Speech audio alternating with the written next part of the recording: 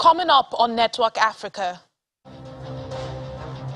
The United States urges its citizens to leave Ethiopia as it may not be able to evacuate them if the security situation worsens.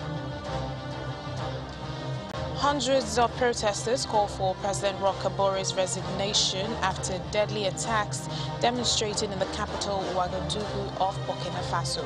Plus, Kenya on high alert as Uganda's Tuesday attack as Islamic State group claims responsibility.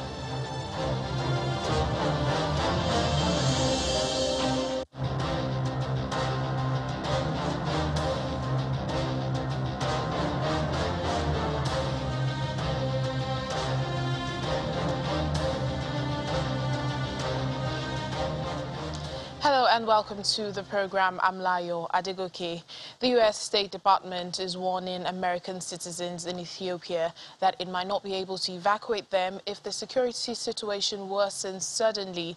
A senior U.S. official urged American citizens to leave the country immediately, saying that Washington had no plans to organize a mass evacuation as it did in Afghanistan. The U.S. and the African Union have been pressuring the Ethiopian government and rebels in the Tigray region to find an end to their conflict, which has killed several thousand people and displaced 2 million since it started a year ago. American officials say the U.S. has held off approving sanctions against warring parties because peace negotiations are still active. Meanwhile, a report by the United Nations Human Rights Agency says at least 1,000 people, mostly ethnic Tigrayans, have been arrested since the government declared a state of emergency on the 2nd of November. Under the 6th-month emergency, the authorities have sweeping powers to arrest people, detain suspects without trial, and conduct house searches without warrants. The UN High Commissioner for Human Rights said at least 1,000 individuals are believed to have been detained, with some reports putting the figure much higher. We're concerned that arrests have been continuing over the last week in the Ethiopian capital, Addis Ababa, as well as in Gondar, Bahir Dar and other locations, as police invoke the excessively wide provisions of the state of emergency declared on the 2nd of November to arrest, search and detain people. These developments are all the more disturbing given that most of those detained are reported to be people of Tigrayan origin, arrested often on suspicion of being affiliated to or supporting the Tigray People's Liberation Front. There are worrying reports that many of those detained have not been informed of the reasons for their detention, nor have they been brought before a court of law or other tribunal to review the reasons for their detention and have not been formally charged. We're also concerned at some reports of ill treatment in detention.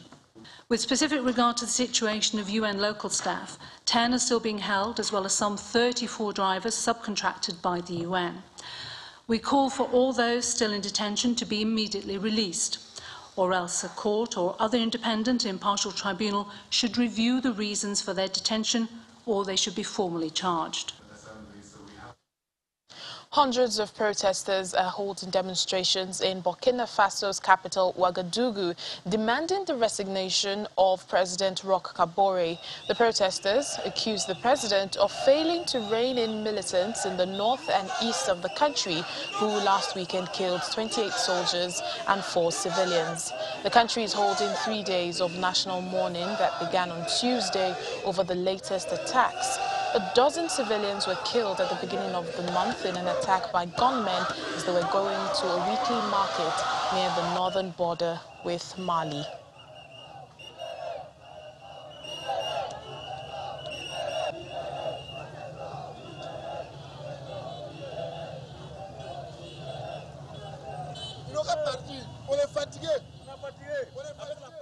Meanwhile, Sudanese citizens in their country continue their protest against the recent military takeover.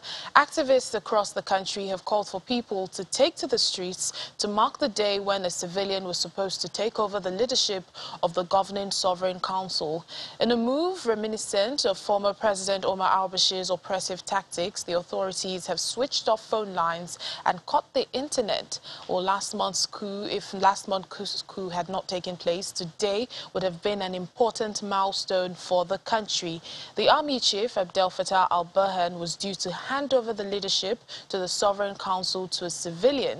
Now he's still in charge and seems intent on preventing the Sudanese people from choosing who should lead the country.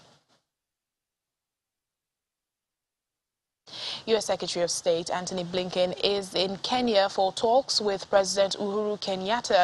The talks involve regional security issues, including the conflict in Ethiopia, where he has called for a ceasefire, combating Islamist terrorism in Somalia, and reviving Sudan's transition to a civilian government are also up for discussion. The U.S. sees Kenya as a key partner and important influence in East Africa. The State Department said Mr. Blinken, on his first African tour, will also discuss cooperation in ending the COVID-19 pandemic and investing in health, addressing the climate crisis. Analysts say the visit is also intended to counter China's growing economic influence in Africa. Or later in the week, Mr. Blinken will travel to West Africa, particularly Nigeria and Senegal. Over the past year, the way the conflict has progressed, more and more parts of the country have become involved and or are in jeopardy, with their citizens bearing the consequences. And whether that's in Tigray over the last year, more recently in Amara, and moving further south toward Addis, the people who suffer are the people, and we have to make sure that they are getting the assistance they need, and that the fighting ceases and the talking starts.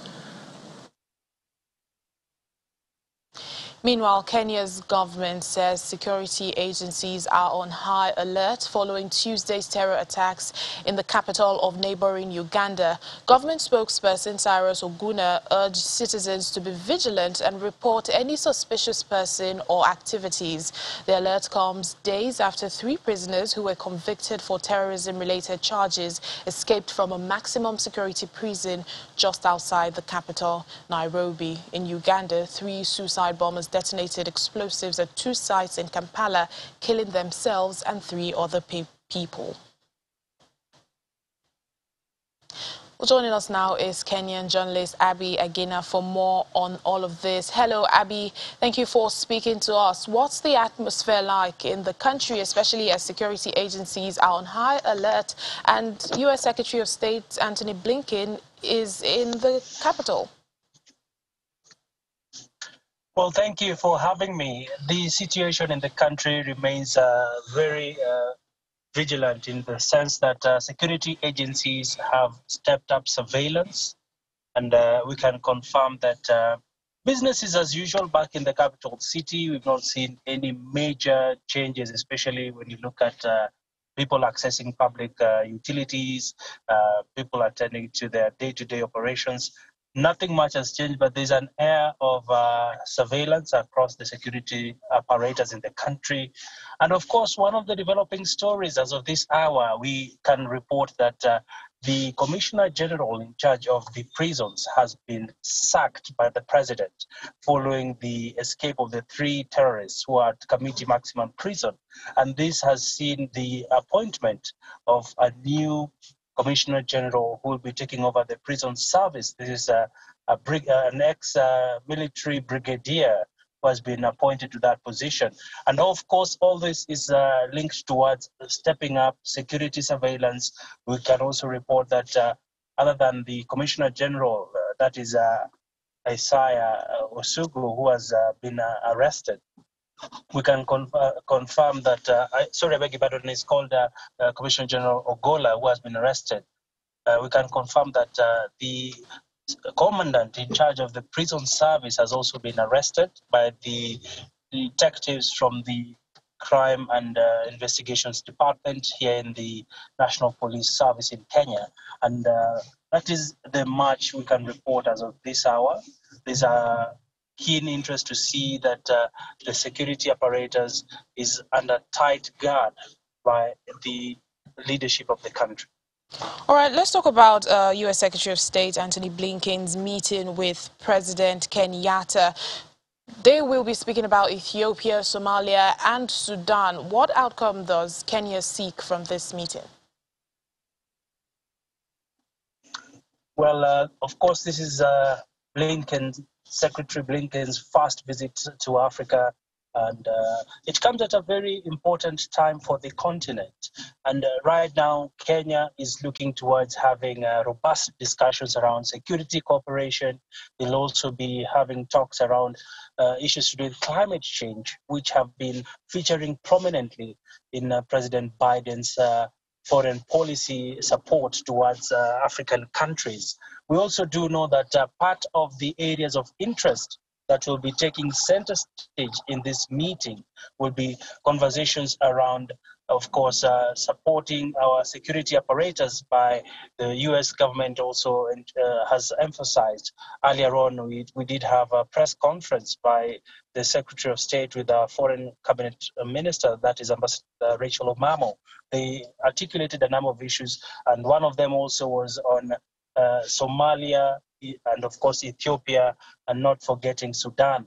I'll be speaking more to those issues in a few, but among the other areas that they're likely to discuss with President Kenyatta is the accessibility of vaccines in the continent, remembering very well that African countries have been lagging behind in terms of stepping up their vaccination programs. So those were some of the key areas of focus.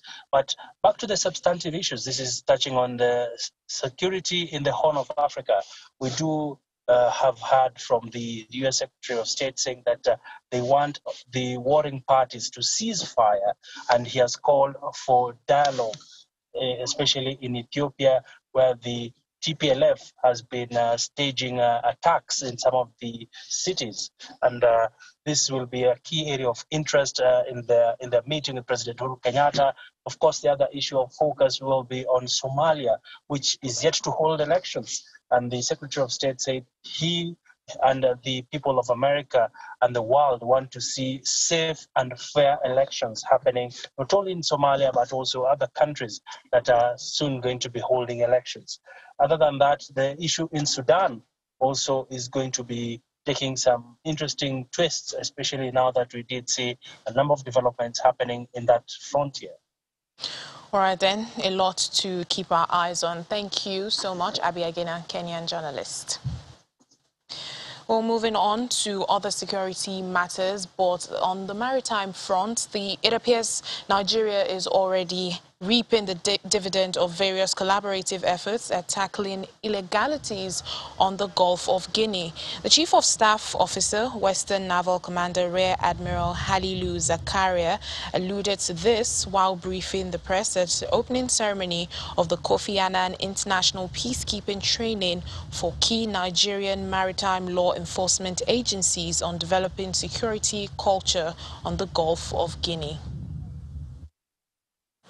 The IMO report recently shows that there is a significant reduction in maritime piracy within our waters. And that has been able to achieve. We have been able to achieve that because we have leveraged on our maritime domain awareness capability, and also the increased presence of the Navy in our water. So this has been able to reduce maritime illegalities. And of course, we have also extended it to the Gulf of Guinea.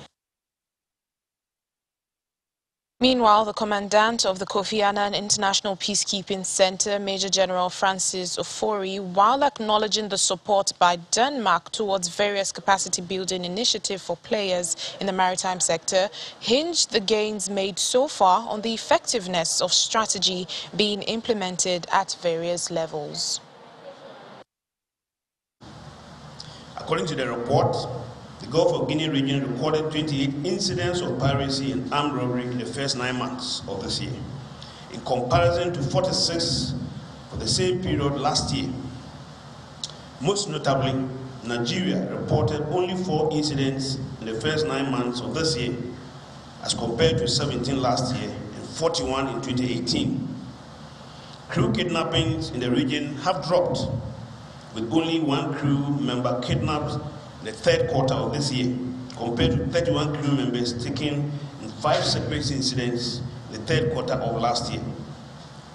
The decrease in piracy and sea robbery indicates the effectiveness of initiatives being implemented at the national, regional, and international levels to ensure security in the Gulf of Guinea. Still to come on the program. Using a variety of recycled materials, Congo's backstreet luthier is creating environmental-friendly guitars. Please stay with us.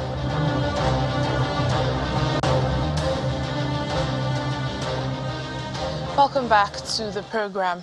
Terrorist group Islamic State has claimed responsibility for the blasts in Uganda's capital Kampala on Tuesday. Using the social messaging app Telegram, it claims that there had been more than 30 deaths and injuries as a result of the explosions. But according to official figures, Tuesday's explosions killed 3 civilians as well as 3 suicide bombers, with over 30 people injured in the blasts. The terrorists say Uganda is one of the countries participating in the war against Islamic State fighters in Central Africa, and that is its justification for targeting the country. This is the 3rd time the IS has claimed responsibility for attacks in Uganda since October this year.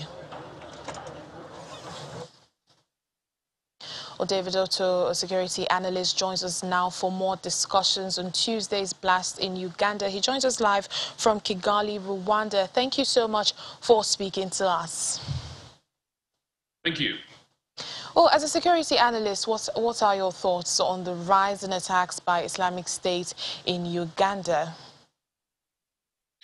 I think, of course, this is the Islamic State Central's way of acknowledging that it is indeed, it has a foothold in Central Africa, but also in East Africa, where Uganda belongs. Of course, remember that Uganda shares a border with Congo DRC, where this faction, known now as the MTN, in other words, the Medina wal Tahid wal Muhadin, which is the remnants of the ADF faction. They are now affiliated with the so-called Islamic State.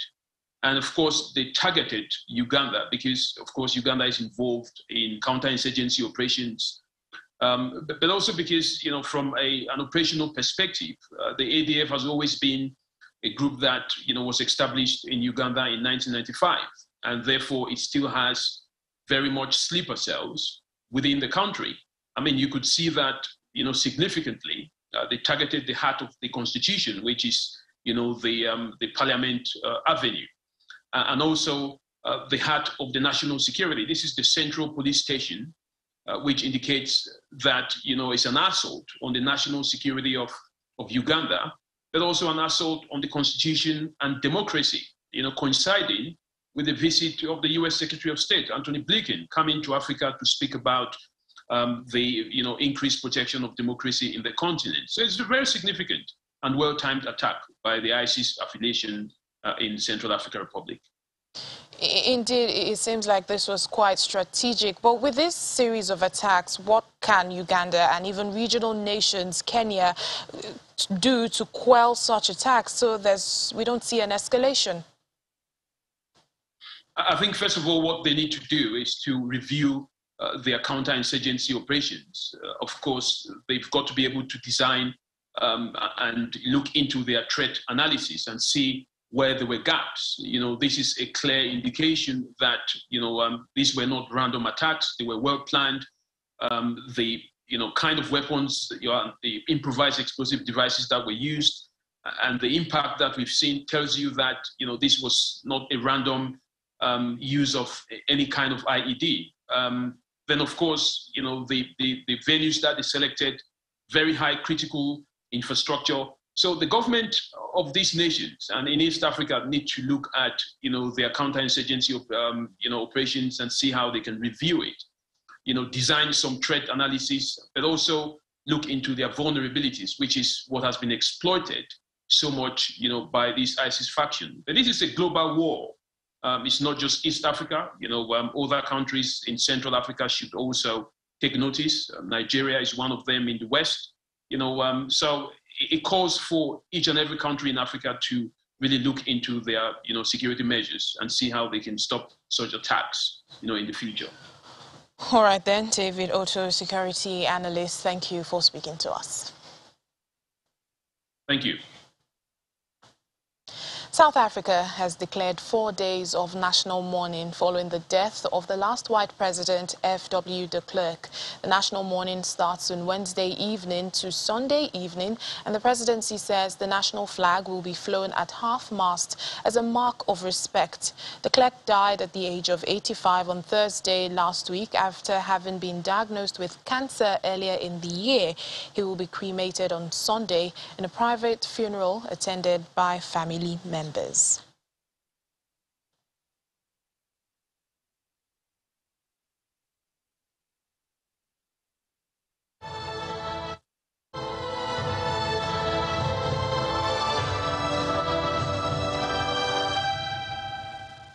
The World Health Organization says mandatory vaccination or imposing a lockdown on people unvaccinated against COVID-19 raises human rights issues, and countries should consider those measures extremely carefully.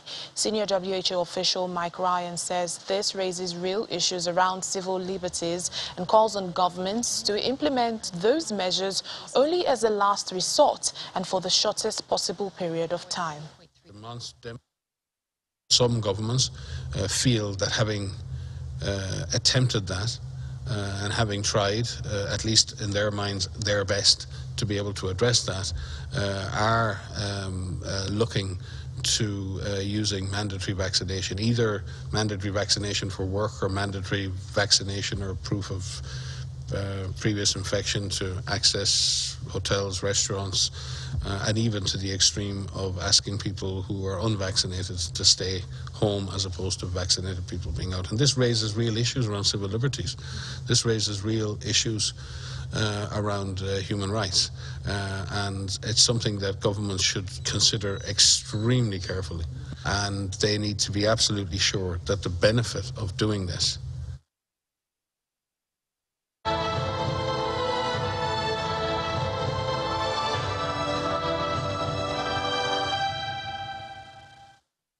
As we end the program today, for over 40 years, the self-taught Congolese luthier known as Soklo has used a variety of recycled materials, including motorcycle brake cables, plastic garden furniture, and salvaged lumber. He's using this to create guitars that sing with the raw intensity of one of Africa's musicals. Take a look. In a tin shed in the back streets of Kinshasa, Democratic Republic of Congo's capital, a barefoot 61-year-old man, Jean Bluther Misoko, aka Soklo, uses a hand drill to bore holes in a lump of wood that is starting to resemble the neck of a guitar.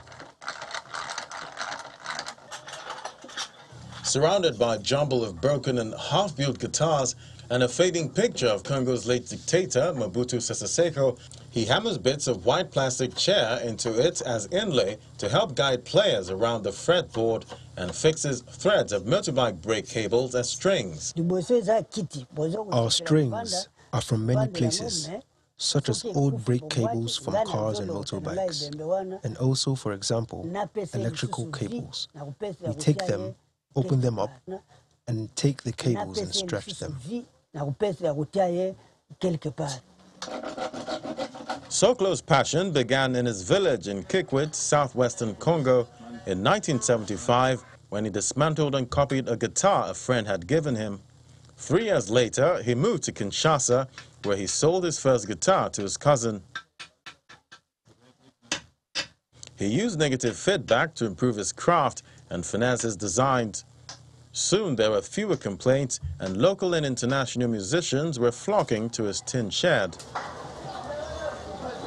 I made many things, and these helped to improve my process and rethink my designs. And one thing I am proud of all the guitars I have made, I have never gone to a workshop where I can cheat or copy what other people are doing.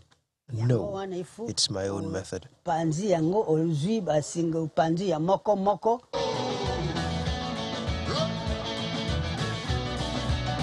Yarrow Papa, the French guitarist who toured with rock and roll singer Johnny Holiday for years, has bought 4 of Sokolo's creations.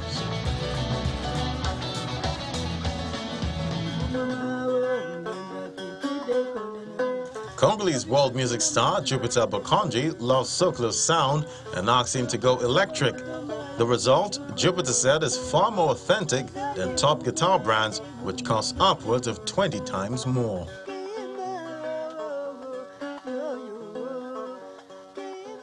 And that's it on the program today. Thank you for watching. I'm Layo Adegoke.